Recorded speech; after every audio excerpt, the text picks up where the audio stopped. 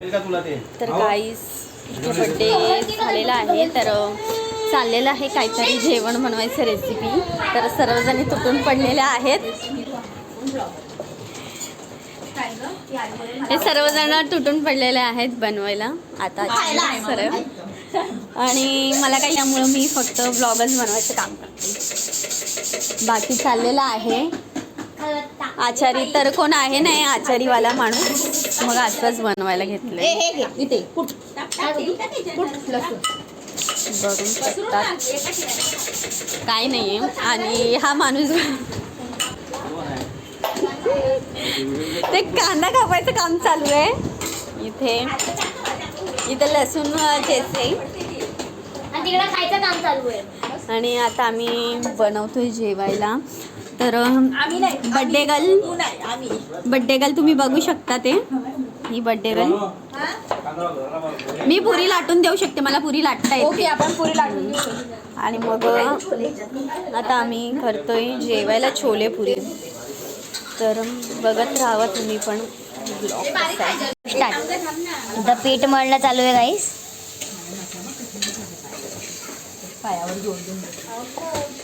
तर गाईज अचानक ठरलेलं आहे. तर प्लॅनिंग नव्हतं काय बड्डे वगैरे करायचा, मग म्हणले की जाऊन दे, मुलगी रडते म्हणून करून टाकूया बड्डे. रडते आई. माझ्या 12चा बोर्डचा पेपर आहे. पुढे ये ना ती 11 तारखेला.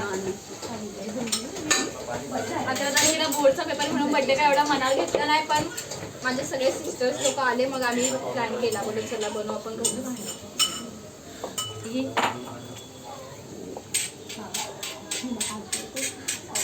बंद कर जरा, बघू द्या ना मला. तर गाईज आता आम्ही पुऱ्या लाटतोय. आमच्याकडे लेडीज आहेत ना, त्या जरा गप्पांवर बिलत आणि शाळा कोण जाईल मग? आम्ही असं ठरवलंय की आम्ही शाळेत जा पहिले. बनवूयात.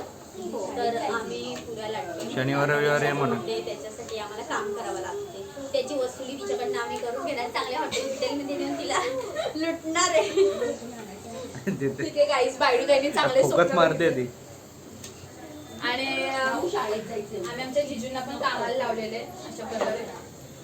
आमच्या इथे अशी माणसं पण कामं करतात. तुमच्या इथे करतात की नाही काय माहित नाही, पण आमच्यासारख्या पोरींशी लग्न केल्यावर त्या पोरांना असेच कामं करायला लागणार आहेत. तर गाईज आमचं मेहनतचं फल रंग आलेला आहे.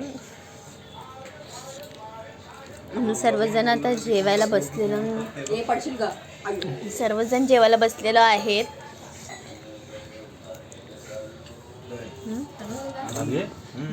पुरी भाजी बनवलेली आहे, सर्वजण जेवतोय. कोणी भाजी बनवलेली आहे?